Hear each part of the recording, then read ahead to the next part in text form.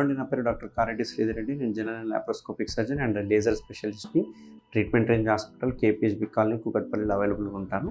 ఈరోజు చూసుకుంటే కనుక మలబద్ధకం వలన ఎటువంటి కాంప్లికేషన్స్ వస్తాయి, మలబద్ధకము ఎటువైపు దారి తీస్తుందనేది మనం తెలుసుకుందాం. మలబద్ధకం అంటే ఏంటి అంటే దీన్ని కాన్స్టిపేషన్ అంటాం. అంటే మలద్వారం ద్వారా మలం అనేది గట్టిగా పోవడాన్ని మనం మలబద్ధకం అని అంటుంటాం. ఈ కాన్స్టిపేషన్ అంటే 2-3 రకాల వాటిని కాన్స్టిపేషన్ అంటుంటాం. అంటే ఒక మోషన్ ఒక్కటే హార్డ్గా పోయినంత మాత్రమే కాన్స్టిపేషన్ కాదు, మోషన్ ఇన్కంప్లీట్ ఎవాక్యుయేషన్ చేసినప్పుడు కూడా, అంటే సరిగ్గా మోషన్ మొత్తం పోకపోయినా కానీ, ఇన్కంప్లీట్గా పోయినా కానీ, లేకుంటే పార్ట్స్గా పోవడము, ఉదయం ఒకసారి, మళ్ళీ ఒక గంట తర్వాత ఒకసారి, మళ్ళీ టిఫిన్ చేసిన తర్వాత ఒకసారి, అట్లా పార్ట్స్గా పోవడాన్ని కూడా మనం కాన్స్టిపేషన్గా కన్సిడర్ చేయాల్సి వస్తుంది.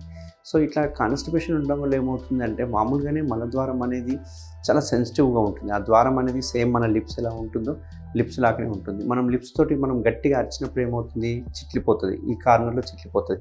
గట్టిగా మనం నోరు తెరిచి గట్టిగా మాట్లాడినా కానీ, నోరు తెరిచి గట్టిగా సౌండ్ చేసినా కానీ అప్పుడప్పుడు మనకి ఇట్లా చిట్లిపోతుంటుంది. సేమ్ అట్లనే మోషన్ ద్వారం కూడా ఈ రకంగా ఉంటుంది. ఒక లెవెల్ వరకే స్ట్రెచ్ అవుతుంది, ఆ లెవెల్ కంటే ఎక్కువ స్ట్రెచ్ అవ్వదు. ఆ లెవెల్ కంటే ఎక్కువ స్ట్రెచ్ అయ్యేటట్టుగా మనం బాగా ముక్కిపోయినప్పుడు మోషన్కి అప్పుడు ఏమవుతుందంటే ఈ గట్టి మోషన్ అనేది దీన్ని చీల్చుకుంటూ వచ్చేస్తుంటుంది. అంటే మోషన్ ద్వారాన్ని చీల్చడం వల్ల అక్కడక్కడ కట్స్ ఫామ్ అవుతూ ఉంటాయి. దాన్నే మనము ఫిషర్ అంటుంటాం అన్నట్టు. సో మలద్వారం దగ్గర చూసుకుంటే కనుక ఎప్పుడైనా కనుక హార్డ్ మోషన్ పోయినా కానీ, లేకపోతే చిట్లిపోయినా కానీ, ఏది జరిగినా కానీ మనం ఫస్ట్ ఫామ్ అయ్యేది ఏంటి అంటే ఫిషర్. దీన్ని మనం 2 రకాలుగా చెప్పొచ్చు, అక్యూట్ ఫిషర్, క్రానిక్ ఫిషర్ అని చెప్తాం. అక్యూట్ అంటే ఇమ్మీడియట్గా ఇమ్మీడియట్గా వచ్చే ప్రాబ్లమ్ని అక్యూట్ అంటుంటాం. దీనిలో విపరీతమైన బ్లీడింగ్ ఉండడము, అంతేకాకుండా ఆ కట్ ఏదైతే అయిందో, చిట్లిపోయింది ఏదైతే ఉందో, ఆ చిట్లిపోయిన దాన్ని కండం మూయడానికి మన చర్మమే ఒక రకమైన స్కిన్ ట్యాగ్ లాగా డెవలప్ అవుతూ ఉంటుంది. అంటే ఆ కండం మూయడం వలన అక్కడ ఒక స్కిన్ ట్యాగ్ లాగా ఫామ్ అవుతుంటుంది. దాన్ని మనం స్కిన్ ట్యాగ్స్ అంటుంటాం. అట్లా స్కిన్ ట్యాగ్స్ ఎన్ని ఉంటే అన్ని ఫిషర్లు ఉన్నాయి అని అర్థం. యూజువల్గా స్కిన్ ట్యాగ్ని ఎలా గుర్తుపట్టాలంటే, వాష్ చేసుకునేటప్పుడు చేతికి పీలికల్లాగా తగులుతూ ఉంటాయి, పులిపెరిలాగా తగులుతూ ఉంటాయి. ఆ పులిపెరిలాగా తగిలే వాటిని మనం స్కిన్ ట్యాగ్స్ అంటాం. చాలామంది దీన్ని పైల్స్ అని చెప్పి మిస్టేక్ చేసుకుంటుంటారు, బట్ అవి పైల్స్ కావు. పైల్స్ అనేవి ముద్దలా ఉంటాయి, బట్ ఈ పులిపెరి లాంటివి ఉండేటివి, పీలికల్ లాంటివి ఉండేటివి, వీటిని స్కిన్ ట్యాగ్స్ అంటుంటాం. ఈ స్కిన్ ట్యాగ్స్ ఎన్ని ఉంటే అన్ని ఫిషర్లు ఉన్నాయి అని అర్థం. సో ఈ స్కిన్ ట్యాగ్ ఉంది ఎక్కువ రోజుల నుంచి, అంటే మీకు 1 సంవత్సరం నుంచి స్కిన్ ట్యాగ్ ఉంది అంటే దానికి క్రానిక్ ఫిషర్ అంటుంటాం. అంటే ఈ ఫిషర్ అనేది మీ ఒంట్లో ఉంది, అది మీతో పాటు ట్రావెల్ చేస్తుంది. మనకు అప్పుడప్పుడు అది అక్యూట్గా మారచ్చు. అంటే ఎప్పుడైనా గట్టి మోషన్ పోయినప్పుడు బ్లీడింగ్ అవ్వడము, విపరీతమైన నొప్పి మంట కావడం అనేది జరుగుతుంటుంది. అయితే ఈ ఫిషర్ వల్ల వచ్చే సిమ్టమ్స్ ఏంటి, అసలు ఎట్లా గుర్తుపట్టాలి, మనకి ఫిషర్ వచ్చిందా, పైల్స్ వచ్చినాయి, ఆ ఫిస్టులా వచ్చిందా అనేది ఎలా గుర్తుపట్టాలి? సో ఫిషర్లో ఉండే ఫస్ట్ సిమ్టమ్ ఏంటి అంటే విపరీతమైన మంట, నొప్పి. ఎంత నొప్పి అంటే నెక్స్ట్ డే వాళ్ళు మోషన్ వెళ్ళాలంటే ఒక రకమైన ఏడుపు వస్తుంటుంది, కళ్ళలో నీళ్ళు తిరుగుతుంటాయి, అంత విపరీతమైన మంట ఉంటుంది అన్నట్టు. ఆ మంటతో పాటు ఒక రకమైన బర్నింగ్ సెన్సేషన్ ఉంటుంది అండ్ విపరీతమైన పెయిన్ ఉంటుంది. మనకు తెలియకుండానే మోషన్ కెనాల్ని మనం మోసిస్తుంటాం అన్నట్టు. అంటే మోషన్ పోకుండా ఆపుకుంటూ పోవడం అంటే తెరవడం మూయడం ఇట్లాంటివి చేస్తుంటాం. ఎందుకంటే విపరీతమైన నొప్పి ఉంటుంది కాబట్టి. ఆ నొప్పిని తట్టుకోవడానికి మోషన్ కెనాల్ని మూసేస్తుంటాం, బట్ ముక్కుతుంటాం. సో ఈ రకంగా చేయడం వల్ల ఏమవుతుందంటే మోషన్ బయటికి వచ్చినప్పుడల్లా ఆ కట్ అయిన చోట రాపిడికి గురయ్యి ఆ బ్లీడింగ్ అనేది అవుతూ ఉంటుంది. ఈ బ్లీడింగ్లో కూడా చూసుకుంటే విచిత్రంగా ఉంటుంది. కొందరికి స్టార్టింగ్లో బ్లీడింగ్ పడుతుంది, చుక్క పడుతుంది. కొందరికి మోషన్తో పాటు అంటుకొని వస్తుంటుంది. కొందరికి మోషన్ అంతా పోయిన తర్వాత చిట్లినట్టుగా కమ్మోడంతా ఎర్రగా రక్తంతో నిండిపోయి ఉంటుంది. సో ఈ రకమైన సిమ్టమ్స్ కనుక ఉంటే మీకున్నది ఫిషర్ అని. ఎప్పుడైనా కనుక పెయిన్తో కనుక మోషన్లో కనుక రక్తం పోతుంది అంటే అది ఫిషర్ అన్నట్టు. ఒకవేళ ఎటువంటి పెయిన్ లేకుండానే రక్తం పడుతుంది అంటే అది పైల్స్గా మనం కన్సిడర్ చేస్తాం. సింపుల్, ఇది ఒక చిట్కా చెప్పొచ్చు. అయితే ఈ ఫిషర్కి ఏం చేయాలి మరి? ఇంత నొప్పి ఉంటే నెక్స్ట్ డే మోషన్ ఎలా పోతారు? నెక్స్ట్ డే మోషన్ పోవాలంటే వాళ్ళు ఒక రకమైన భయాందోళనకు గురవుతుంటారు, ఒక రకమైన డిప్రెషన్కి లోనవుతుంటారు. సో వీళ్ళకి ఏం చేయొచ్చు అనేది మనం ఈరోజు తెలుసుకుందాం.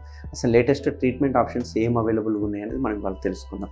సో చూసుకుంటే కనుక మోషన్ పోయే ద్వారా ఈ రకంగా ఉంటుంది, ఇక్కడ కట్ అవుతుంటుంది అన్నట్టు, ఈ రకంగా కట్ అయిన చోట ఉంటుంది. దీన్నే మనం ఫిషర్ అంటుంటాం.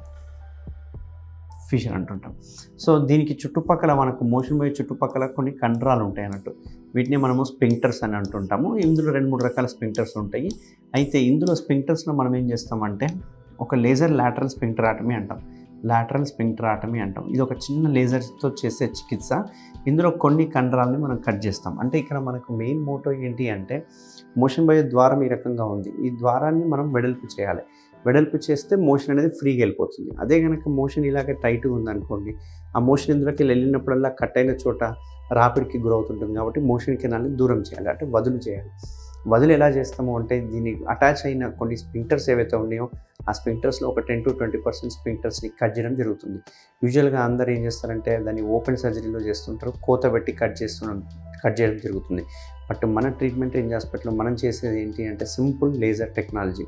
ఈ లేజర్ టెక్నాలజీ వాడడం వల్ల ఎంత ప్రిసైజ్ ఉంటుందంటే ఎన్ని కండరాలు కట్ చేయాలనేది మనం లెక్క పెట్టినట్టుగానే అన్ని కండరాలు కట్ చేసేయచ్చు. అంతేకాకుండా ఎటువంటి కోత కుట్లు లేవు, ఎటువంటి బ్లేడే వాడము, నో స్కాల్పెల్ అన్నట్టు, అసలు బ్లేడ్ అనేది వాడము. దీనివల్ల ఏమవుతుందంటే ప్రిసైజ్గా కట్ చేయడం జరుగుతుంది అండ్ పేషెంట్ని ఇమ్మీడియట్గా డిశ్చార్జ్ చేయడం జరుగుతుంది. ఎటువంటి సైడ్ ఎఫెక్ట్స్ ఉండవు ఈ లేజర్ ద్వారా. అండ్ ఎటువంటి మళ్ళీ రీగెయిన్ అంటే రీఅకరెన్స్ మళ్ళీ వచ్చే అవకాశాలు కూడా చాలా తక్కువ ఉంటాయి.